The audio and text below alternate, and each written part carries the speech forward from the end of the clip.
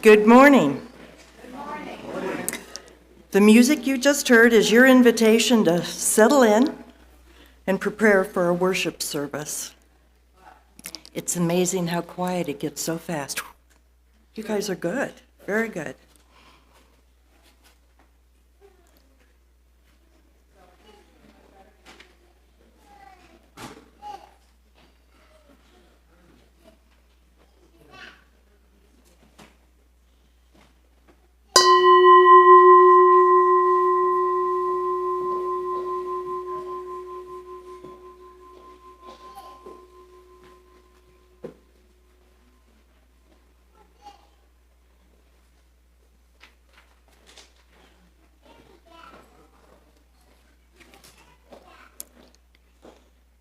Please know that whoever you are, wherever you are from, whomever you love, wherever you are on life's journey, you are welcome here. So good morning. Good morning. Welcome to San Gabriel Unitarian Universalist Fellowship. Whether you are here in the sanctuary or watching from home, we are just thrilled that you're here. And whether it's your first time or your thousandth, we're glad you are here. My name is Beth Garriman. My pronouns are she and her, and I'm honored to be your lay leader this morning. San Gabriel is a member congregation of the Unitarian Universalist Association. We are a movement working for a just, peaceful, and sustainable world. Sustaining each other in the community and around us is one part of that work.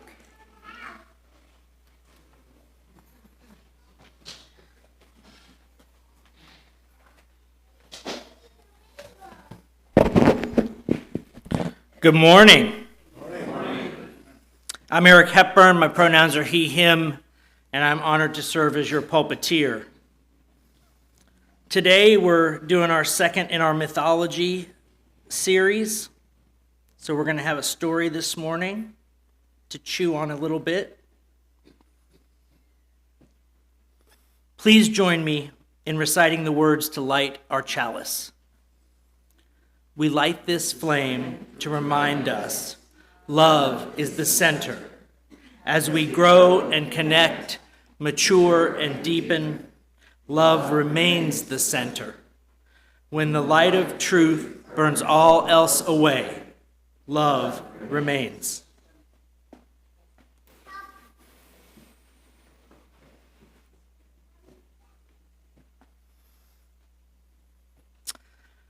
Let us greet this day in song. Our opening hymn is For the Earth Forever Turning. It's number 163 in the Gray Hymnal. Lyrics will be projected. We're singing all 4 verses. Please rise in body or spirit as you're able.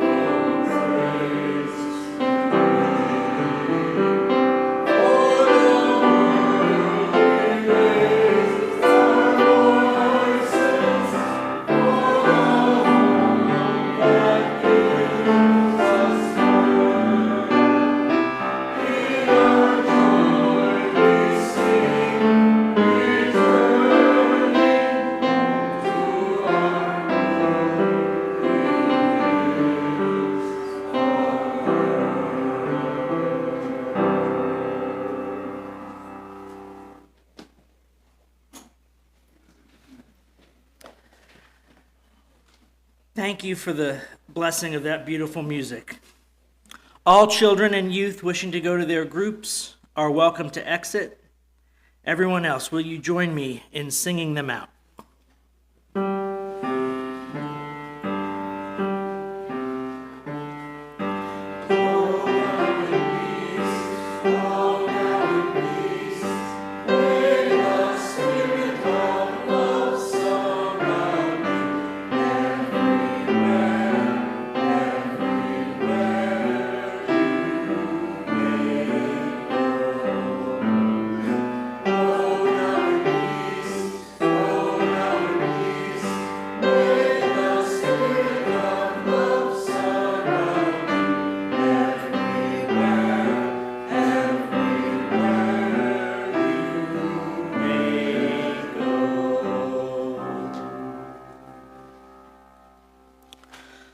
Sometimes we're carrying something on our heart that can prevent us from being fully present. Here in this community, our sharing of these things with each other is medicine, is healing. Like all good medicine, it must be concentrated and potent. So I ask that you aim at 2 strong sentences. So if you're carrying a joy or a sorrow or both on your heart, I invite you to share. In this time, while one of us is practicing the vulnerability of praise or grief, the rest of us are practicing the gifts of presence and deep listening.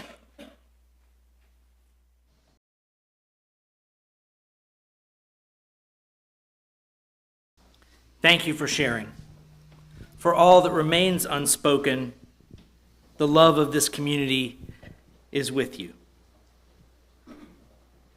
And now I'd like to invite Mel Moss up for his performance of Amazing Grace by John Newton and William Cowper.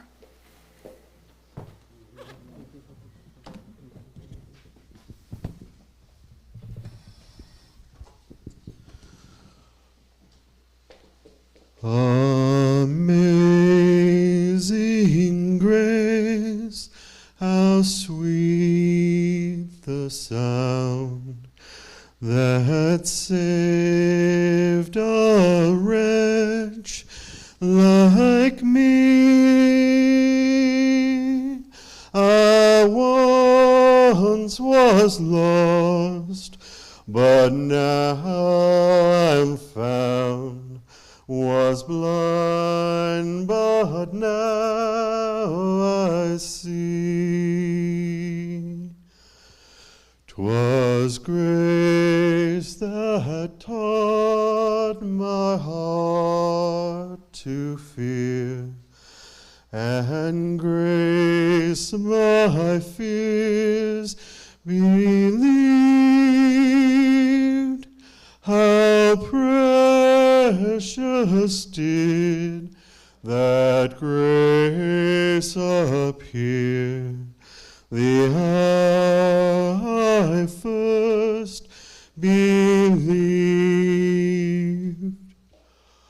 The Lord hath promised good to me, His word my hope secures. He will my shield and portion be, as long as life endures.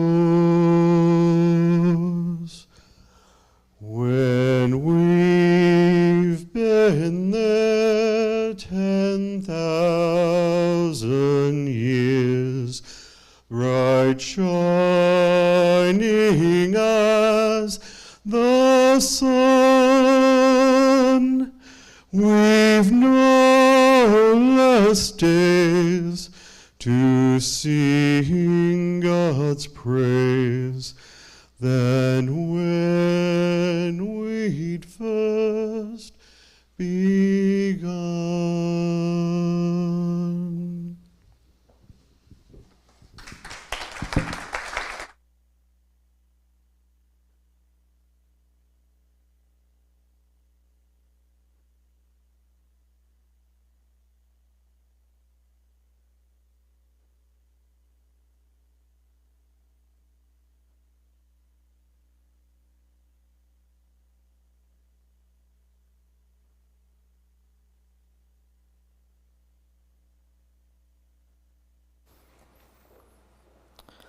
There once was a poor hunter who lived with his mother in the mountains.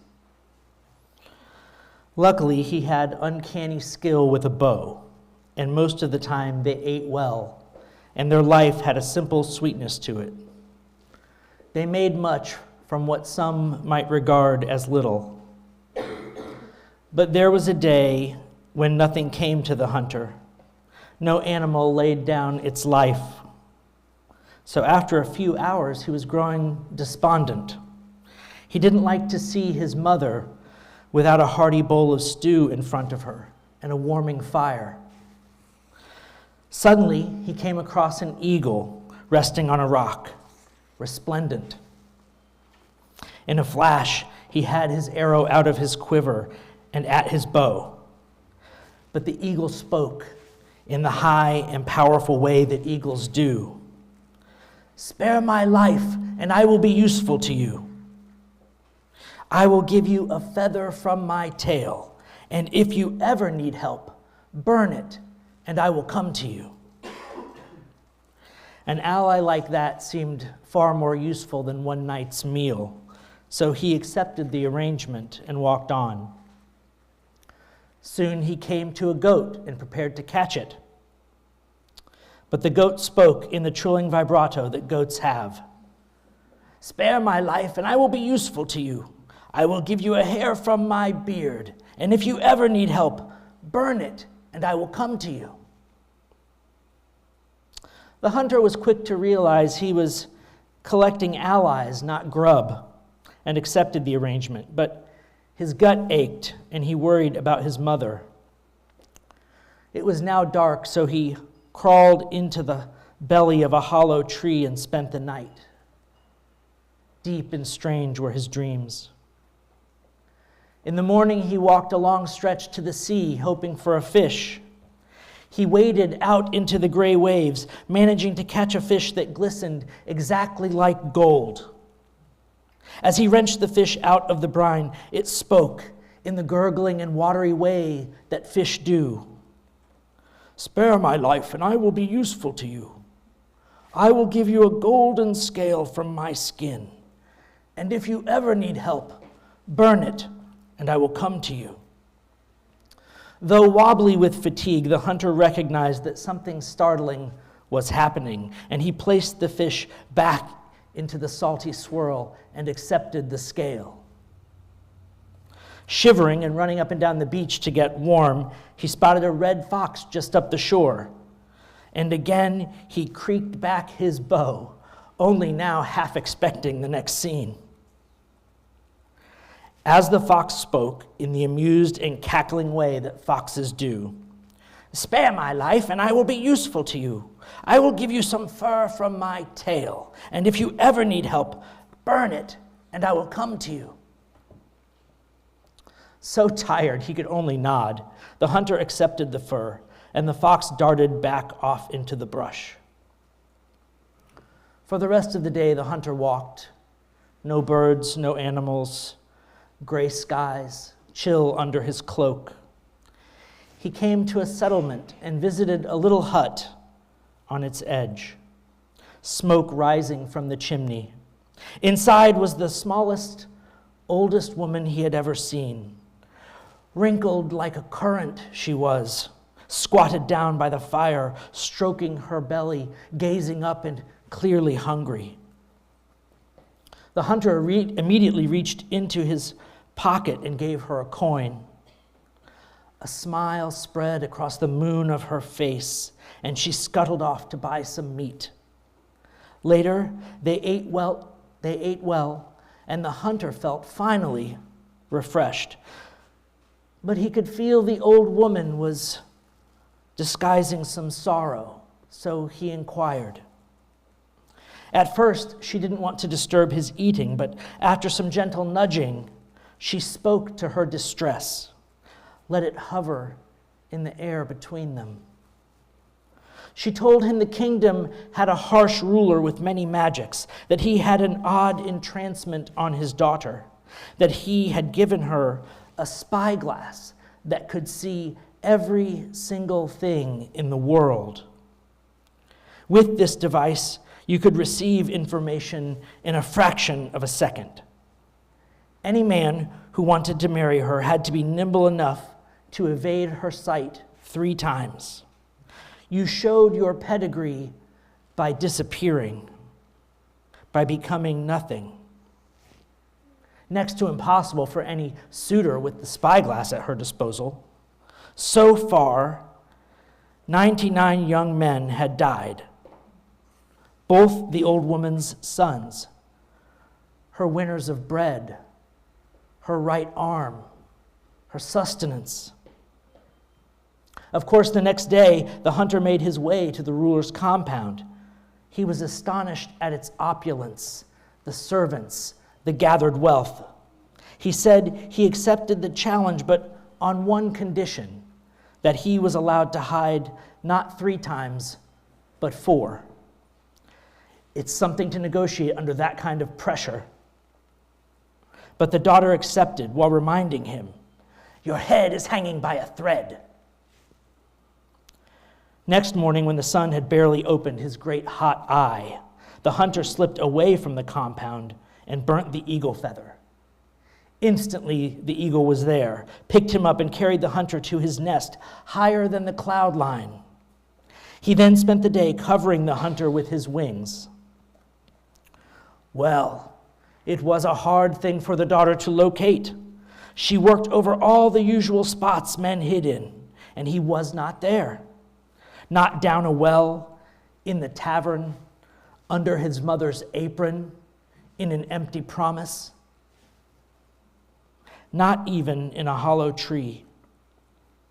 Finally, she spotted just a couple of hairs from the fur brim of his hat under the eagle's wing and shouted, "I found him! He did better than the rest, but I found him." Next morning, when the sun was just starting to stir and contemplate the day's labors, the hunter slipped away from the compound and burnt the hair from the goat's beard. Instantly, the goat was there, and the wild old thing carried the hunter to the very edge of the known and unknown world, dug a hole, nudged him in, and spent the day covering the hole with her furry, ample body. Well, it was a hard thing for the daughter to locate. She had almost given up, almost started to gaze up behind the planets, when she spotted a little cloth from his jacket under the girth of the goat's belly and shouted, "I found him! He did better than the rest, but I found him." Next morning, while the sun was stifling a yawn and assembling its rays, the hunter slipped away from the compound and burnt the golden scale of the fish. Instantly, the fish was there, and the sea spirit placed the hunter in the mouth of a pike and took him out far over the green daggers of the sea, then deep down into its depths. Well, it was a hard thing for the daughter to locate. She gazed on desert, swamp, forest, and meadow, and he was simply gone. She despaired until her mother prompted her to scan the deep sea. After some hours, she saw the pike open its mouth to swallow a fish, and she saw tucked down inside the face of the hunter, and shouted, "I found him! He did better than the rest, but I found him!" There was excitement in the chief's compound now as they felt the trap tightening, but also some barely whispered admiration for how far the hunter had managed to stretch the affair, his skills under pressure. Next morning, when the sun was deciding to place one warm finger slowly and curly over the top of the eastern hills, the hunter slipped away from the compound and burned the fox's fur. Instantly, the fox was there and told him, "Relax, take a nap. I've got it covered." The fox then dug an underground tunnel to right underneath the daughter's chambers, halting just a few feet underneath her. Try as she might, wherever she aimed her spyglass, she couldn't find the hunter. Never would she think to look under her own feet. That night, when they met, she was so exasperated, she asked for an extra day to locate him. With an easy smile, he agreed. The next morning, he burrowed along the tunnel and again spent the day right under her feet. As dusk came, in frustration, she flung the spyglass against the wall, and suddenly a familial darkness flew out the window with it. Some healing had come. Overnight, her father slinked away into the forest, and the hunter became the husband of the princess of the kingdom. It was a merry time, and the hunter's mother was called over to the wedding. She danced for 3 hours with a man named Habib. Contentment, for just as long as is proper, ruled the house.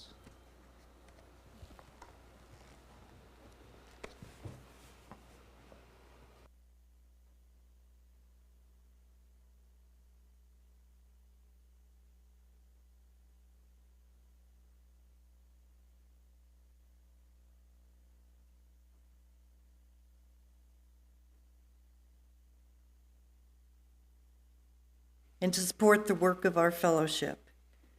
If you are visiting, we invite you to fill out a visitor card, which you can put in the plate and return to the visitor table in the back. We will listen to offertory music. And we will now gratefully receive your offering. Thank you.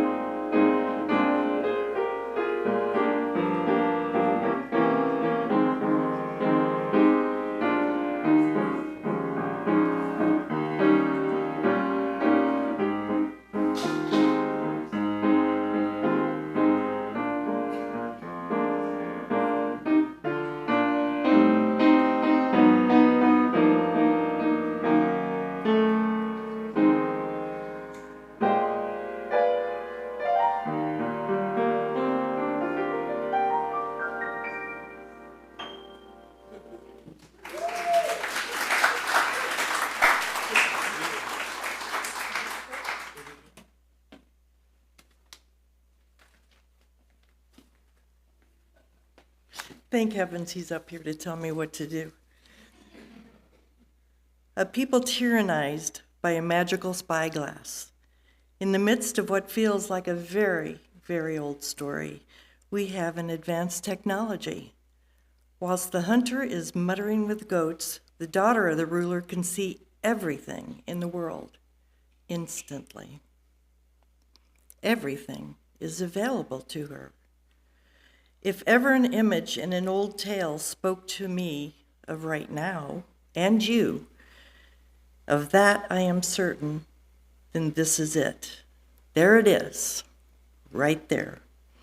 The shocking magic of the internet and technology, like that, is always going to appear as if it's magic.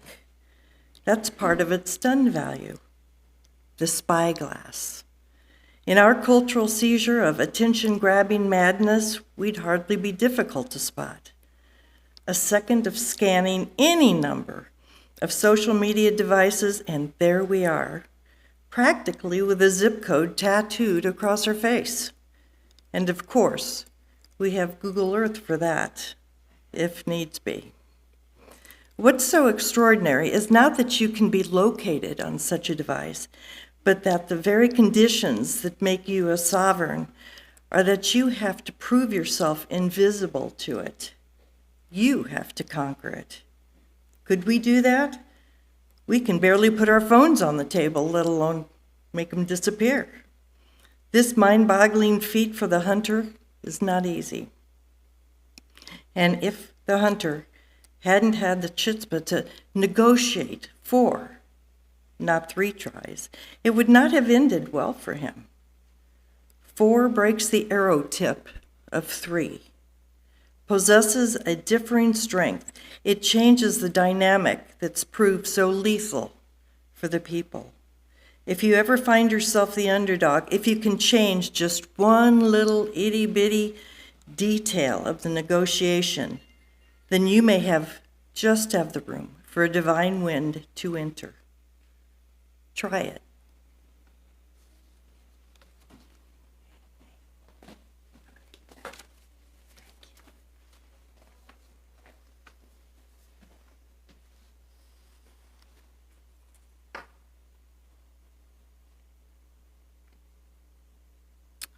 The very conditions that make you a sovereign are that you have to prove yourself invisible to it. Maybe even deaf to it.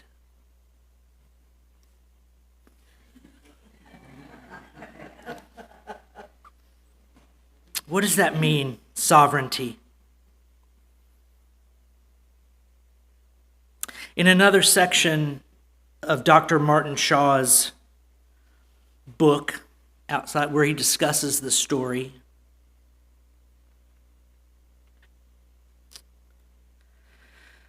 he says, if you're not terrified about what's going on with AI, then you're really not paying attention to the moment that we're in. And I hear that a lot these days. And people wonder, where is my sovereignty? Where is my agency in all of this? So, let's talk about the other side of the AI coin, the side that we don't talk about. We are training the AI. I want you to hear that again. We are training the AI. We are telling it what we think is important by giving our attention.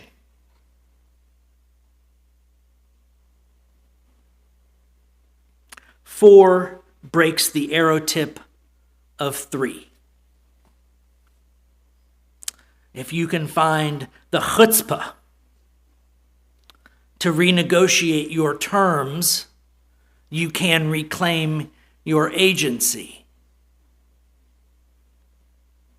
It's a slightly older aphorism, but we've all heard, if it bleeds, it leads. But we have comforted ourselves with the accusing finger pointing at the media that it's their fault.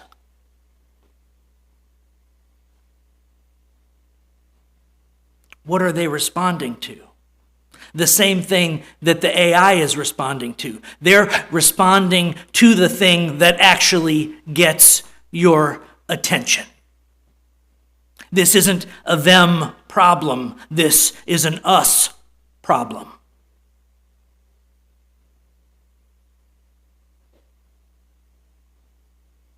Have you been lured down the rabbit hole by fear and anxiety lately? Every second you spend scanning that screen of unhealthy nonsense, you feed the algorithm the thing that makes the algorithm. Your key power is to say no to that salacious stuff out there that you know is doing nobody any good. That is your moment of agency. Go walk away and mutter with the goats. Meditate under a tree. Read a book that feeds your soul instead of doom scrolling the latest apocrypha about the latest polls.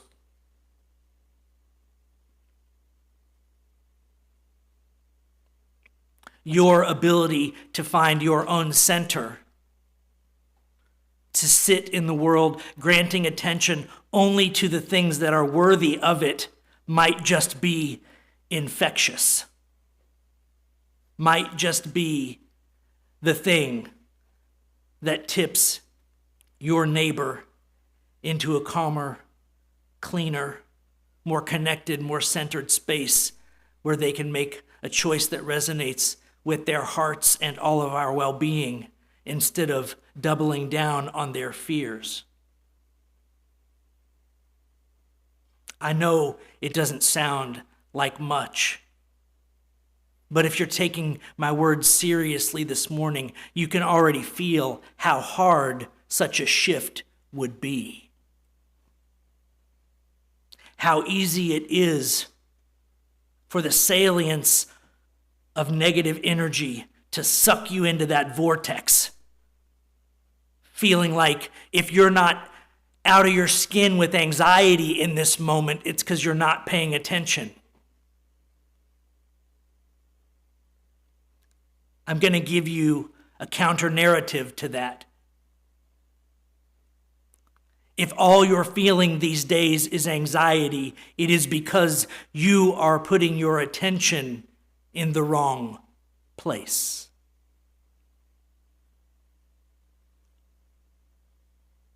Anybody here make their best decisions when they're terrified? Anybody? I have not found that to be true in my life. I have not found it to be true, and it was one of the earliest lessons that I tried to teach my son. When we are in fear and anxiety, we make bad choices. And yet, like me, you probably have several dozen or several hundred texts on your phone in the last 48 to 72 hours that are pouring fuel on only one thing: your fear and anxiety. It is a great disappointment to me that I don't see more wisdom in it.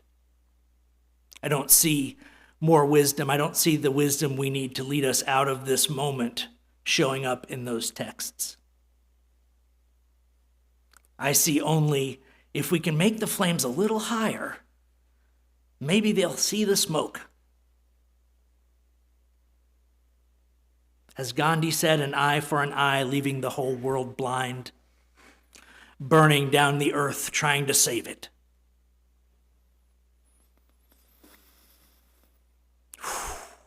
I know it's hard. I can't say I'm personally doing that well at it. I've found myself wanting to fall into some dark habits lately. as a reprieve and escape from the incessant anxiety and fear of this moment. But as I've been imploring you all means y'all, or y'all means all. I still don't know.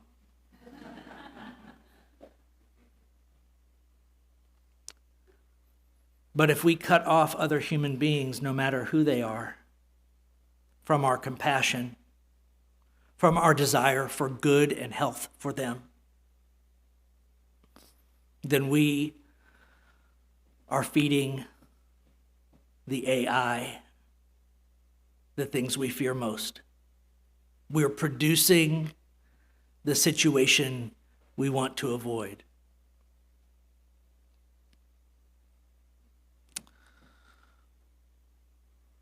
There's a great aphorism, but I can't call it to mind. It's something about you find the devil you tried to avoid on the road you took to avoid them. It's not new for human beings, this struggle. What is new is the number of amplifiers that are out there. I took my son to an air show yesterday, something that I hadn't done since I was about his age, an early teenager. What was interesting to me was how much he knew about all the different planes. Information that at his age, I would have had to go to the library every day after school for months to know what he knows about those airplanes. That's the magic of the internet too. It's not all bad. It's not all things to be afraid of. I've heard people speculate that, and I think Martin Shaw does this in his book as well, speculates that, the human brain is just not equipped for all this. Not equipped for this ramping up of technology, for the fire hose of information that we're being fed on a daily basis. And I don't like disagreeing with Martin Shaw. He's a brilliant guy, but I disagree with him on this point. It's not our brains that are behind. It's our intentional cultivation of wisdom within and among each other. That's what's lagging behind. There's a beautiful story, if you like long books that involve both trees and the internet. It's called The Overstory by Richard Powers. It's a great book. It has a different take on what AI might be capable of that is worth reading. Because you see, if we had the wisdom to give AI directives, and if the things we gave our attention to every day were also wise, it might be one heck of an ally. But it's learning from us, and we're not spending enough time learning from each other. We spend our time scrambling and attention grabbed by stuff that we know is not worthy. And we do it out of fear, and we do it out of anxiety. And we do it because it's easier to look at everybody else's trauma than to sit down and be with and start to heal our own.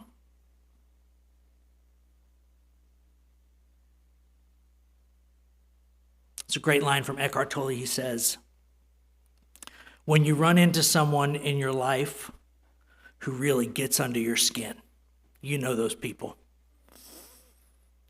When you run into that, the reason that it's so triggering for you is because that thing that you see in them is the part of yourself you've tried to disown.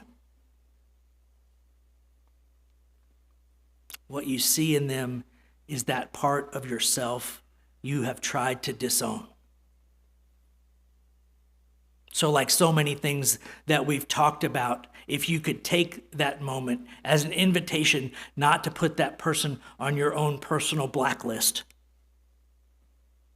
but to ask, what is this mirror that is being held up to me in this moment?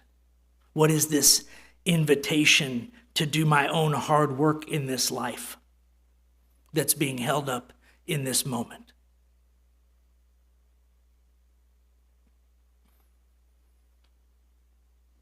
I wouldn't be up here if I didn't think it was possible.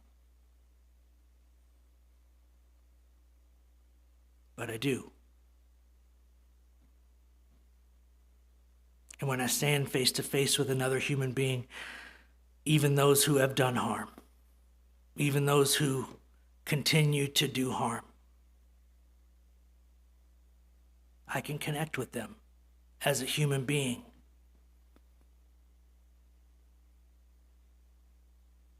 And I would say that it gives me hope. But hope, as Stephen Jenkinson says, is a mortgage on the future. What it gives me is faith. And I don't mean faith in a particular string of words and symbols. I mean faith that we all really are doing our best, and that we just simply need one another. We simply need one another. And if the AI is going to get wise, it needs all of us.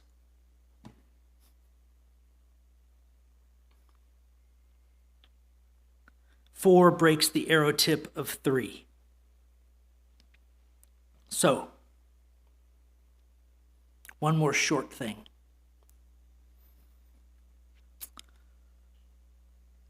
People tend to be led from the head, the heart, or the gut.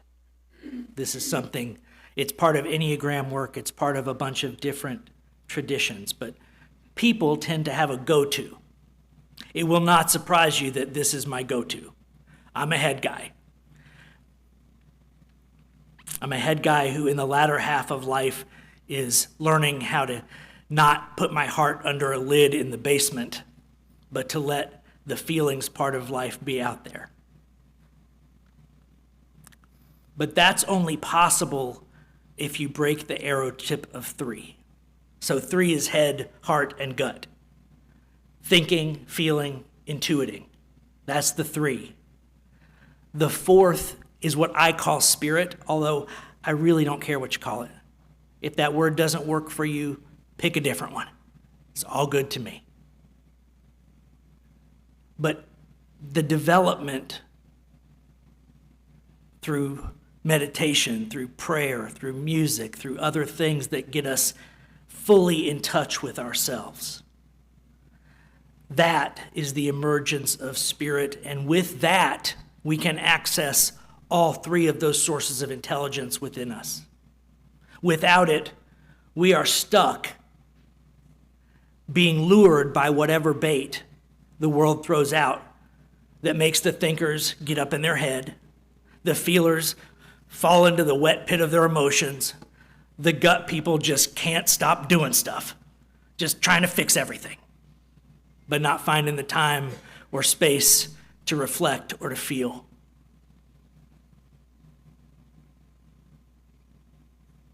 In the next 2 weeks, you will need whatever spiritual practices you have developed. If you don't have any yet, it's not a great time to start, but you should anyway. When is the best time to plant a tree?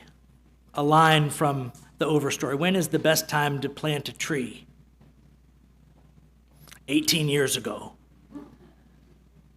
But now will do. Now will do if you haven't gone out into your garden and planted the seeds that you need. Now will do.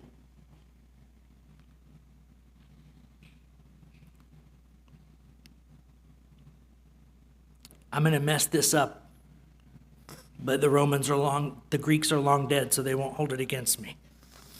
There is an aphorism in Greek mythology that says,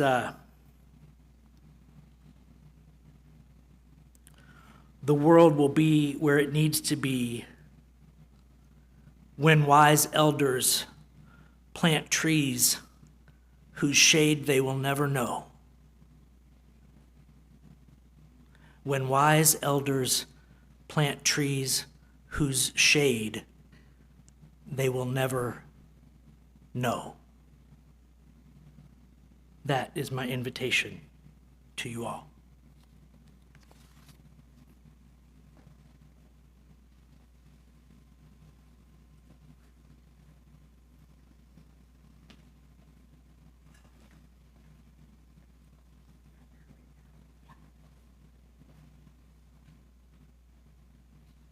Judy, I'm gonna change the order from what I had written. I think it's time to sing a song. I'm calling an audible, folks. But Judy's already at the piano. So we are gonna do the first and fourth verses of We Laugh, We Cry, number 354 in the Gray Hymnal. Lyrics will be projected. Please rise in body or spirit as you're able.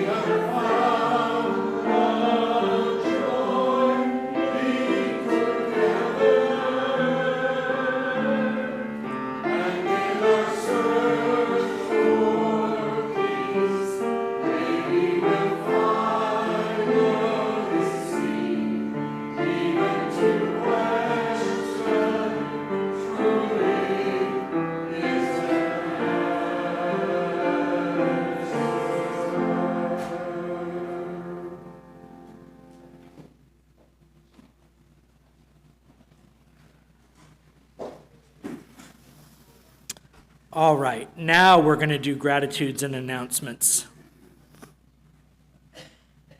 If you're called to express a gratitude or share an announcement, please raise your hand for the microphone.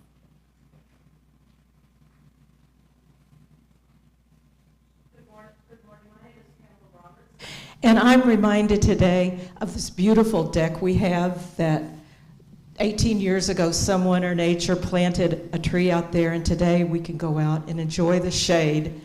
So that door will be open, and why don't you grab your coffee and then come out and let's hang out in the shade.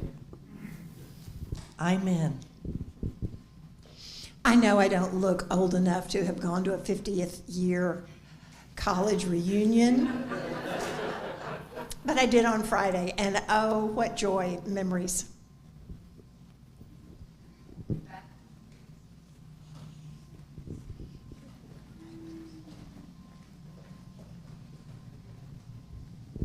Okay, I've got 3 announcements, so I'll try and be quick. Next Saturday, November 2nd at 2 o'clock, there's a women's march around the square here in Georgetown. Women and allies are welcome to join in. It's going to last for about an hour.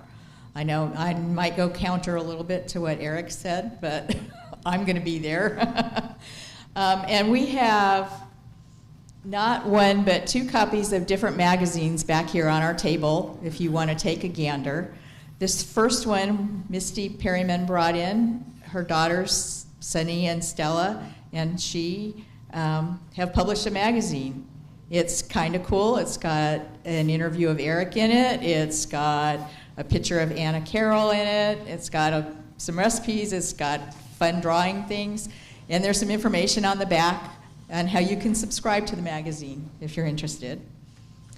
The second thing we have is this week, the twice a year UU World came out. So most of you who are members and have been members for a little while found it in your mailboxes. If you're a new member, there wasn't, the publishing time and the arrival time didn't get you on the list. And if you're a visitor, it's back here to peruse, and I'm going to ask those of you who received them, when you're done with it, if you want to bring it in so we can share it and people can take it home who aren't on the list yet. Thanks. Are you going to fight each other? Quickly, Social Justice is having its teen meeting today, and we are looking for somebody who would help us promote the little food pantry. Each month we used to collect different items. And if that's something that interests you to submit to our messenger, please see me. Thank you. I just want to gratefully express my joy and appreciation to see every face that has come to this place today. This morning I woke up, all the things that Eric described, and I looked in my closet and I decided I would pick out the most garish thing I own to wear. And I've only worn it to fun places when I've done something exciting. And so I feel kind of strange wearing it, but it's all I can do to keep myself away from all the places you've talked about. And I can't thank all of you enough who are in this room who chose to spend your time here this morning, because this is how we keep going. So bless you all, and I'm so happy to see the new people that I'm seeing here, and I do hope you come back and support us.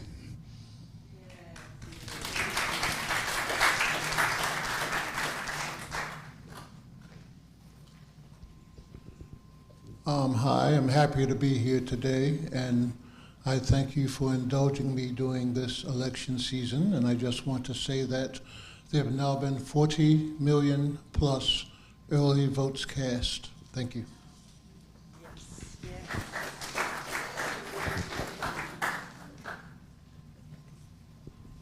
Hi, I'm Jan. My husband Tom here. This is a personal gratitude, and it was almost a spiritual thing that happened, almost like a divine thing.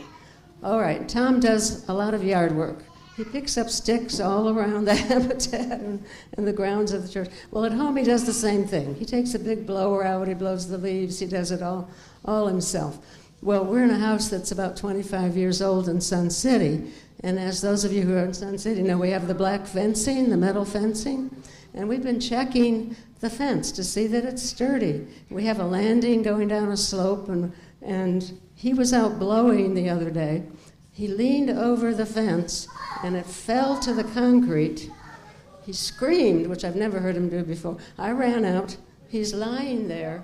We didn't know if he was injured at all. There'd been a little bit of rust around the tiny edges, that we were, but it was sturdy. But the whole fence, and he went flat down. He did not get hurt or bruised or anything, but we're warning all our neighbors, check your fence posts. And the company came out examined it, and we had a great crew that fixed the bottom. We didn't have to replace the fencing, just the bottom of those posts. But we are very, very grateful for how that turned out. And so we wanted to give a warning to the Sun City and other people. Oh yeah, if I hadn't been there, the Apple Watch would have called me, 911 if he was unconscious, our daughter in Austin. So our daughters convinced us to get these Apple Watches, and I'm grateful for that too, because if I hadn't been there and he'd been unconscious, that would have brought somebody there soon. Thanks, Tom. Anyway, grateful. Thank you.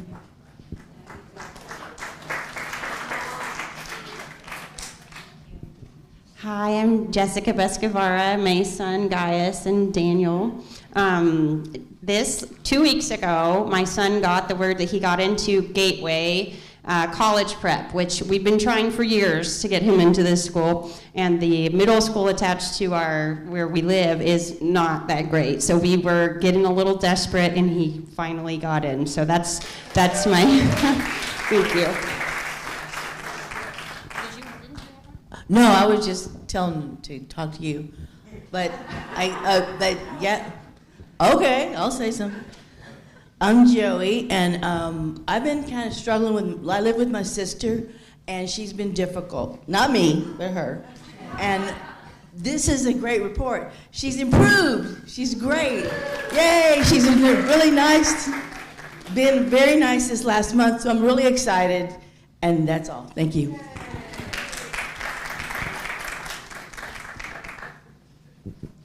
Did somebody have their hand up back here? You have to wait just a minute more. I just got my 10,000 steps in walking around you people. So we're a little new here, but my wife is pregnant and due December 17th, and we just got our ultrasound pictures, and we just got a first view of that little boy, and we're just really excited to meet him and his cute little face.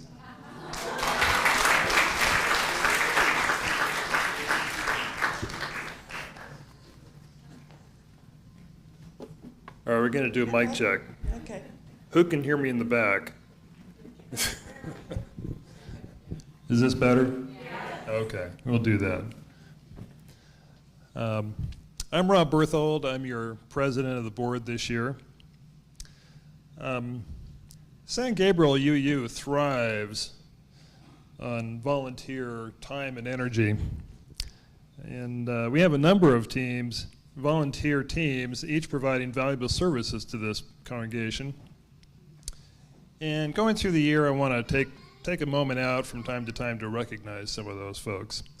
This morning, I'd like to take a moment to recognize several groups that are responsible for creating our Sunday services. And the first group I'd like to lift up for recognition is our Sunday services team, ably led by Sarah Smith.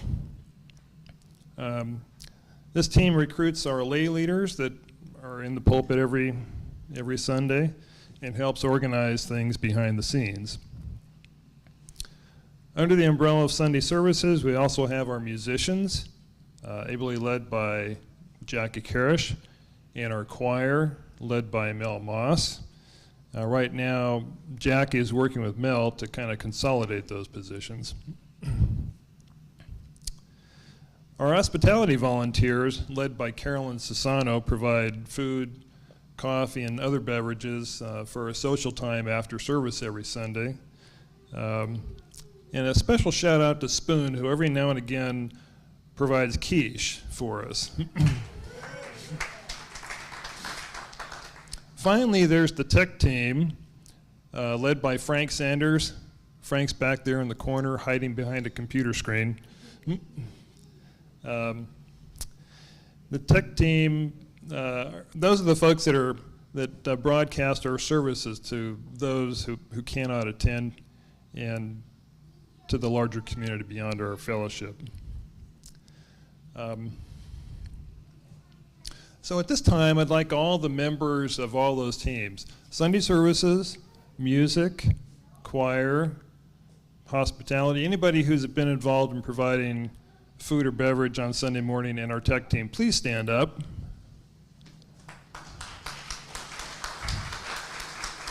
Let's give these folks a big round of applause and of appreciation. Thank you very much. Thank you. All right, I got the last announcement. So, Mr. Spoon has been running our fall children's RE. And he deserves a separate round of applause, so just give me that.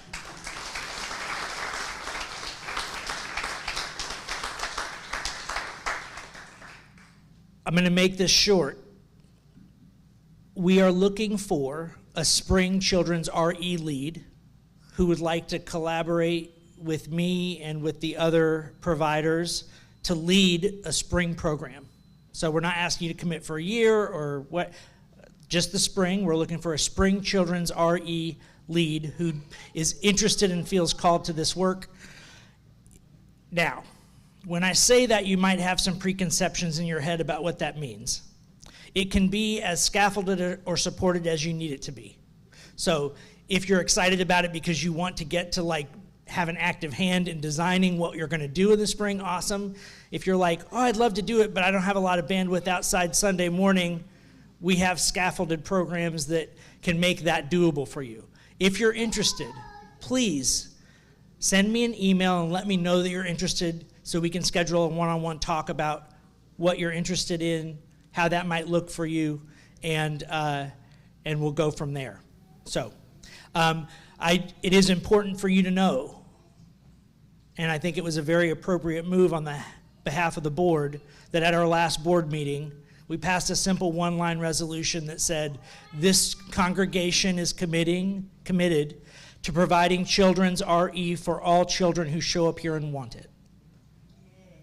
So,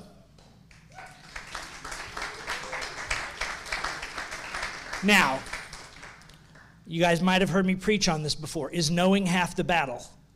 No. G.I. Joe lied to you. Knowing is not half the battle. It's the first step on a very long path. So, we might need you to help us take the next step. If you think that might be you, please reach out to me.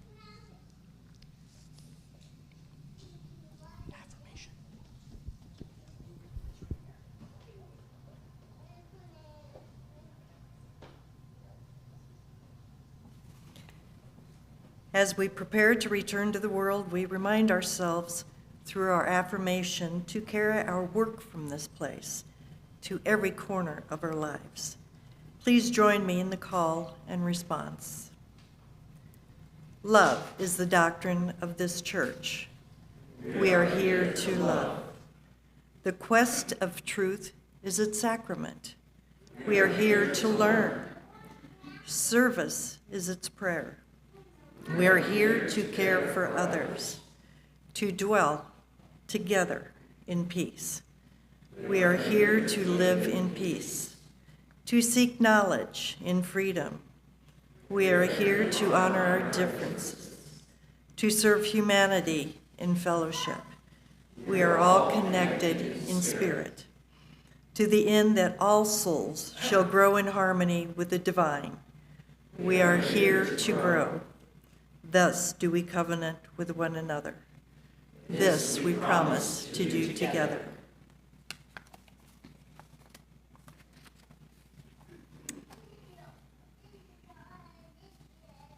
Is it that one?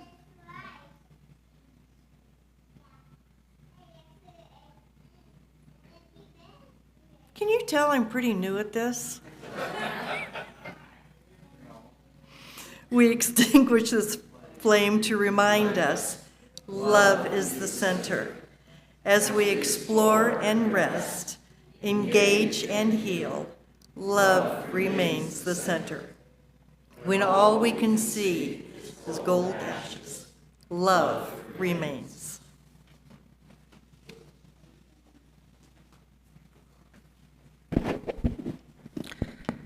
As benediction this morning, I leave you with the following. May you find questions more profound than answers, play more proficient than mastery, vulnerability more powerful than invincibility, supplication more productive than control, and a peace that passeth all understanding. Go in peace.